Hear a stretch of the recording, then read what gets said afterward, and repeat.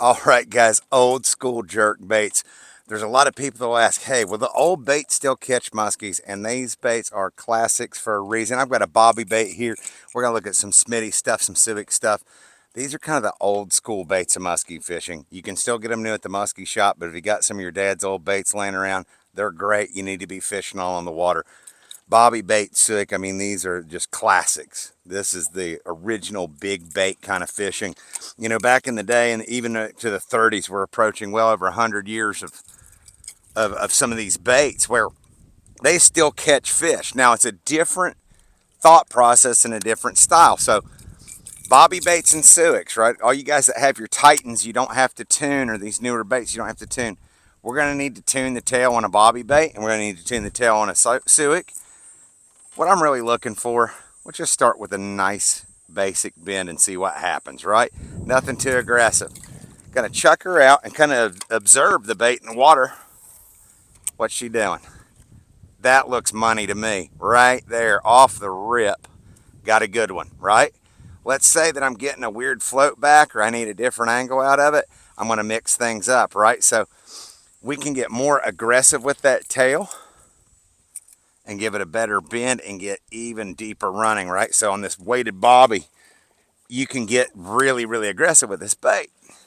Throw it out, bam, straight down. Really good looking action out of that. Right out of the pack, right onto the rod. So, something we need to consider when running these baits, they were invented long before braided line. They were invented long before fluorocarbon leaders or our specialized rods we have now. So we're going to have to change up how we're presenting these baits. Back in the day, when these were the new baits, if you will, you're fishing a 6'6" rod, maybe a 7-footer. That was extreme, right? We've got 9.96s and even longer. So you'll see in old videos, guys are working them straight down. Okay, you can't do that any longer. You're going to have to work that bait across your body. So we make a cast, and instead of working it straight down, I recommend tilt off to the side because you actually have a better sweep here. So, like we're going to sweep a bulldog, we come left to right across your body. Let's just do a short, low angled sweep here, and we're able to work these old wooden glide baits, jerk baits, very easily because by moving your rod tip away from your body here, we're able to get that same motion just at distance. That actually also sets us up for a really nice clear pathway on a hook set here to the side. So I'm just going to pitch that rod down and work her in that methodology, right? Now, again, to the tuning factor of this, that's usually what puts people off these older baits. This one just right out of the box was just ripping, and I'll tell you a trick with a bobby bait. Right here, this is wood. Once this starts getting billy goated up, that's been hitting rocks, that's been ticking and clicking, that's when they start getting really, really good. So don't be afraid to beat these bobby baits into submission off that hard cover, okay? We take a bait like the bobby over to the suic, same thing. Now this is a weighted suic, so it's gonna probably run pretty good right out of the box. Right there off the rip, we got a little bit in the eyelet here of the clear coat. We'll pop that out. Handy dandy scissors there. Now we got a pathway to success board in there, right? So this is right off the rack, right off the package if you can't tell. Get this guy on here, okay? So we're going to take the suic and see where we're at. Now, same thing I like to do with the bobby, right? It's the same deal with the suic. I want to start with a pretty conservative bend, right? So just a little bit there, right? Just a pressure there and get that bend back about like there to start. And this is just to get a read on the bait. Now this line tie to me seems like it's kicked a little bit this away, right? So I'm going to look at that immediately, grab my pliers, and just to be safe, just to be certain, I'm going to straighten that out and try to get that squared up so everything's nice and straight to the bait. Now suics use a long screw into this body, right? So you can actually torque on that. So I'm going to get that straight. And then with that simple bend, let's see where we're at, right? Let's see what she's looking like.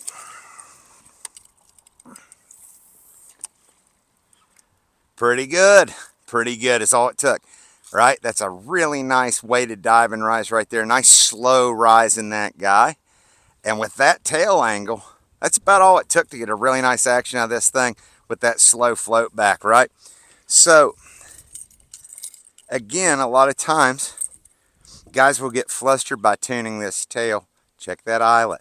Another important factor on getting a suic to run well is checking out that all of these line ties are right. Okay, so if the alignment on those is poor, you're going to be in trouble.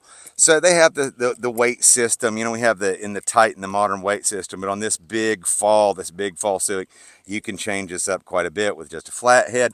But tune that guy up. Don't be afraid to bang these around either. That screw goes somewhere to back here. It's a really long screw, so you don't have to worry about it.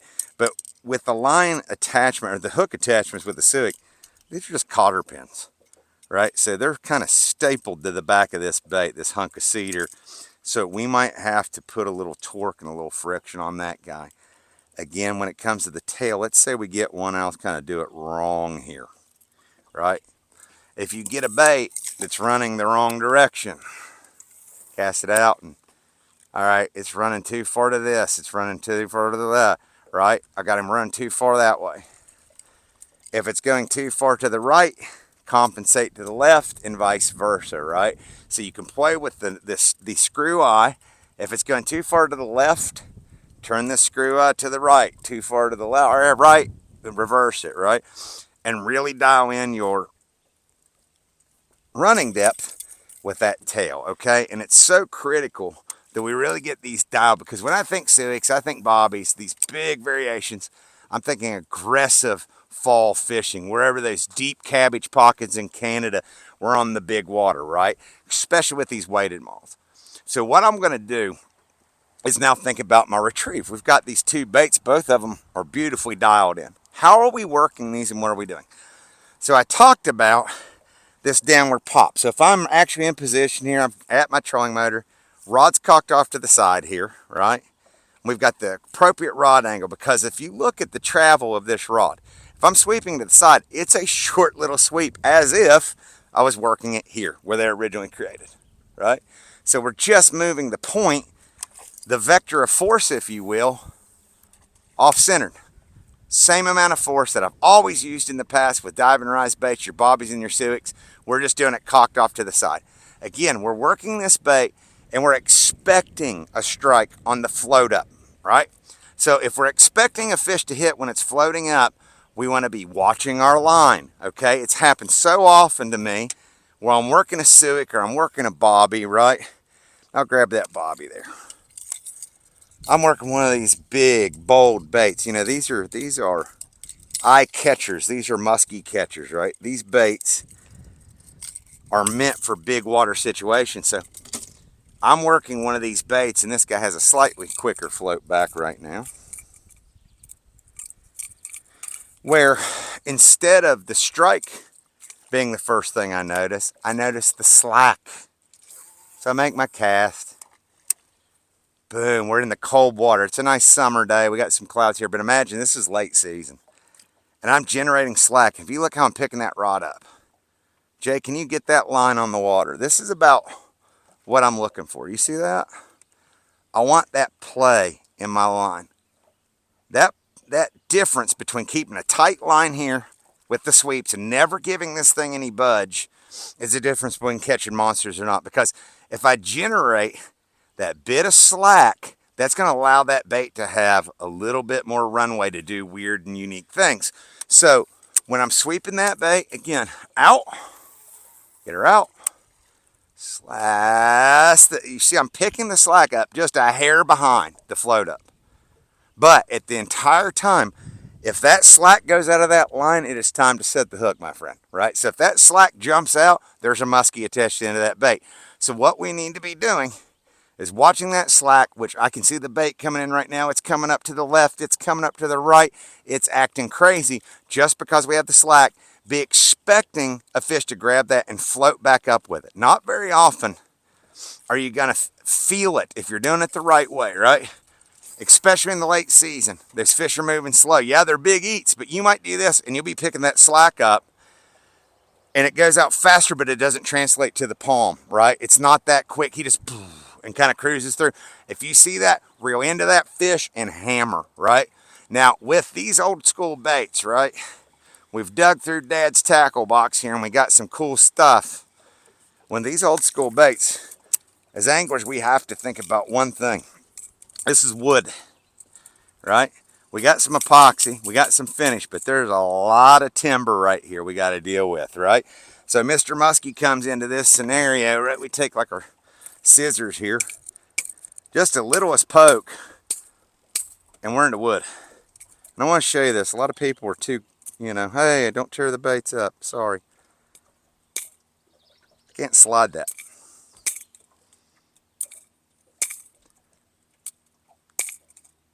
I'm not stabbing this hard. It's stuck and I can't skate that. Right?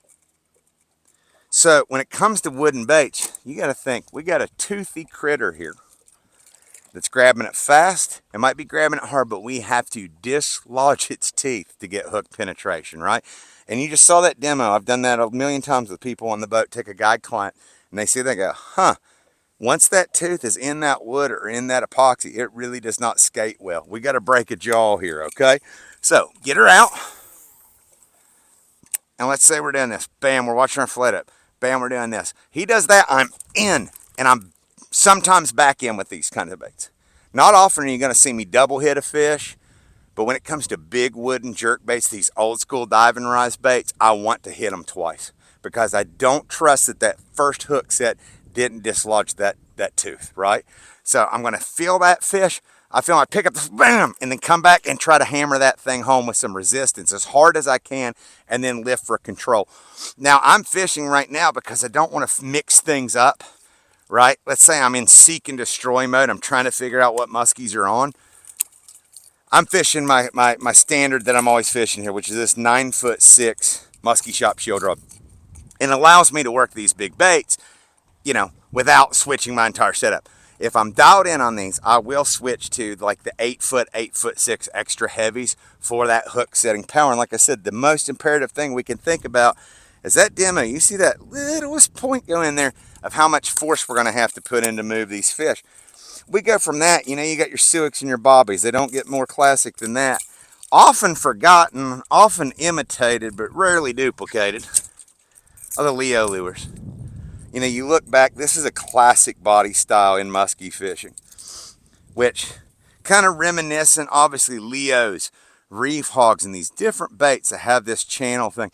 When I was working on the Big Mac, that was a big inspiration for that bait, where we have these systems here. So this is the soft tail jerk there from Leo Lures, which is another neat option, which is another really erratic, you'll see like their glide baits and things of that nature. This is a dive and rise, and it's an old school jerk bait, but I like to conceptualize this a little bit differently than say that I would a bobby or a suic, right? This bait, it can hold its own around the rocks. There's no doubt there, but I like this as a early fall to the late fall weed dive and rise, right? Because it's so erratic. The fish, we still have some good water temperatures, so there's a little bit more motion in what they're doing. So like with this guy, I like to work these really aggressive and really snappy, right?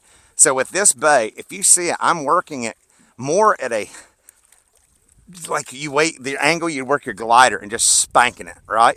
I can get that nice pull dive rise. How cute, right? That's great. It'll dive rise. But with that downward, I'm just beating the water with this thing. I get those neat float ups out of this bait. So that downward angle here, where I'm popping him hard, fast. Get him over those weeds. He'll kind of stick on the dive, right? Get him under there and just bang through it. Just bang this bait around in there.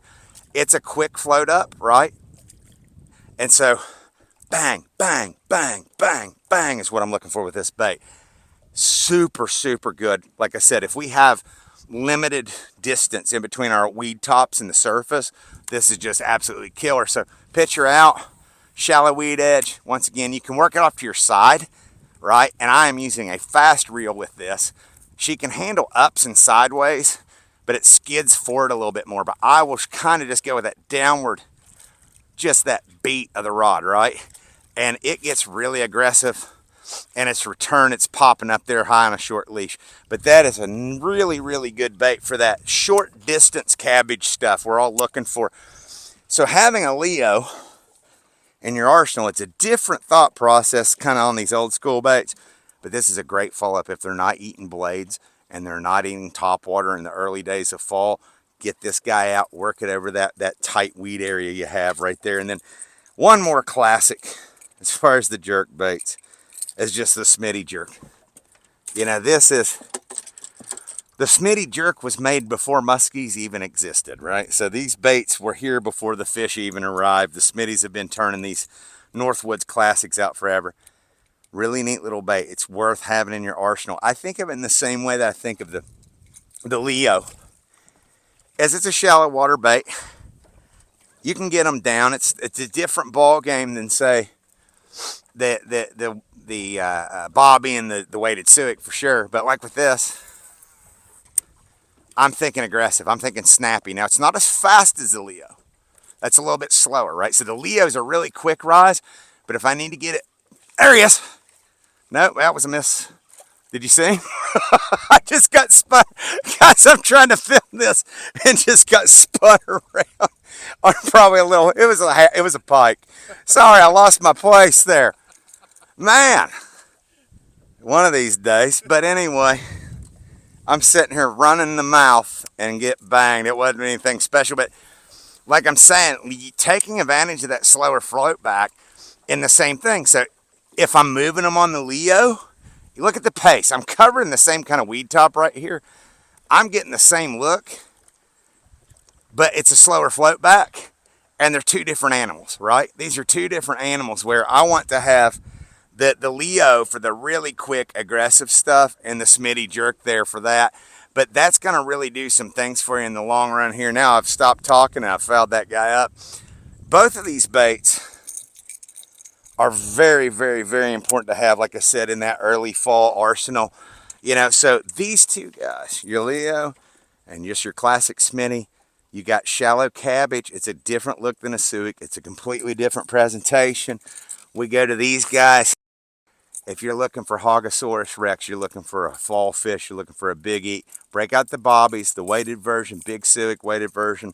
These are some old school baits that are still important to have in your musky arsenal even today.